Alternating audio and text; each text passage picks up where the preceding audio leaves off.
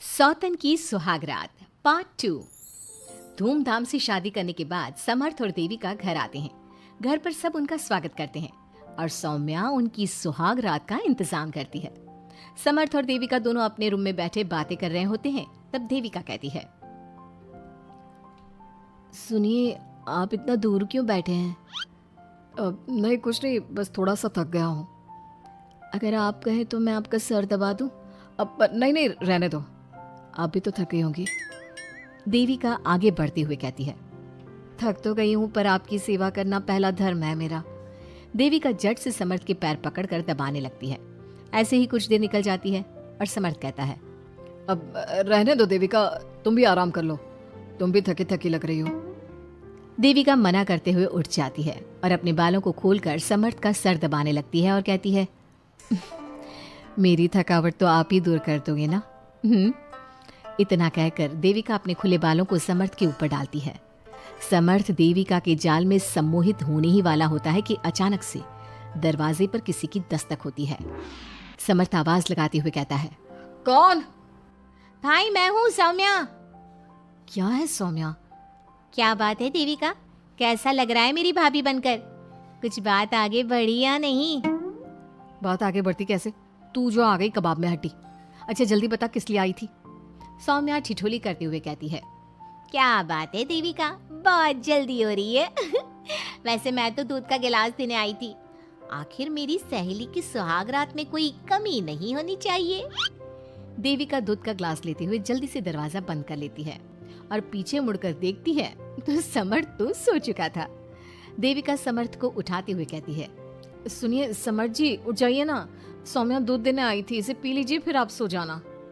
समर्थ नींद में उठता है और दूध पीकर फिर से सो जाता है।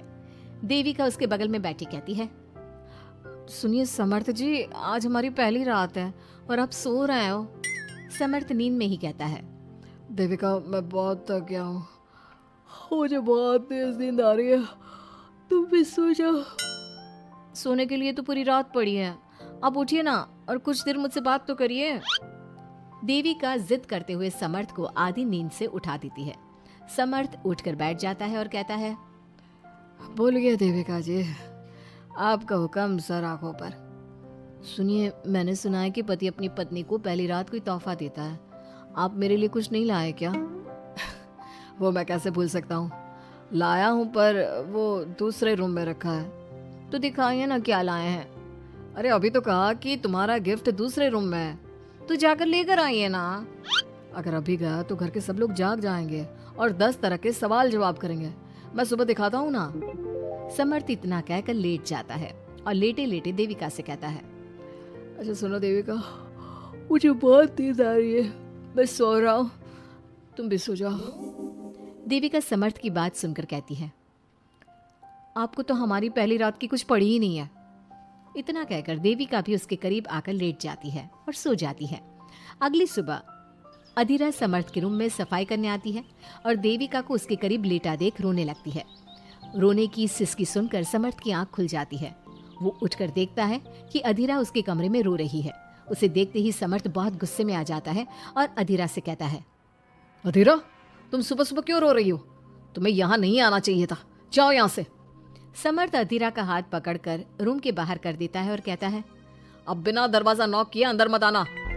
इतने में देविका भी आ जाती है और समर्थ को भड़काते हुए कहती है, हाँ समर्थ जी, ये रो रो कर हमारे घर में अपशगुन कर रही है, और अब ये देखो कैसे मगरमच्छ के आंसू दिखा रही है। इतना कहकर देविका अधीरा का हाथ पकड़कर घसीटती है और कहती है, अब क्या रोती रहेगी या कुछ काम भी करेगी?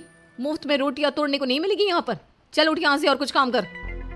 अधीरा वहां से उठकर रोते रोते चली जाती है और जाकर रसोई में सबके लिए चाय बनाती है और चाय जाकर पहले अपनी सास को देती है। चाय पीते ही मंजू अधीरा को गुस्से से कहने लगती है, लगता है मुझे मारने की साजिश कर ली है। अरे अभी तक तूने ढंग की चाय बनाना नहीं सीखा, इतनी मीठी चाय बनाई है कि कहीं मैं शुगर की बीमारी से मर ही ना जाऊं। अरे जा जाकर तू मर कहीं। अधीरा मंजू की बात सुनकर दुखी होती है। इतने में सौम्या वहां आ जाती है और कहती है, ये लो, महारानी अभी यहीं बैठी है और मैं पूरे घर में देख आई। अरे ओ महारानी, यहाँ बैठकर किसका मातम मना रही हो? उठ यहाँ से और जाकर हमारे कपड़े धो, बहुत कपड़े पड़े हैं धोने को। अधीरा वहां से कपड़े धोने चली जाती है और बैठे बैठे खुद को कोसने लगती है। हे भगवान, मुझे उठा ले तो अच्छा है, मैं थक गई हूँ इस जिंदगी से। ऐसे ही कुछ दिन निकल जाते हैं। अब समर्थ भी अपने काम पर जाना शुरू कर देता है। एक शाम अधीरा घर के सारे काम करके अपने रूम में आराम कर रही थी और मंजू अधीरा को आवाज लगाते हुए कहती है, अरे ओ कल मुही, अगर आराम हो गया हो तो आकर मेरे पैर दबा दे। देविका उस समय वहीं से गुजर रही थी और समर्थ का घर आने का टाइम देखकर देविका मंजू से कहती है, माँ जी सुनिए, आप कहें तो मैं दबा दूं आपके पाँव। पता नहीं अधीरा कहाँ है।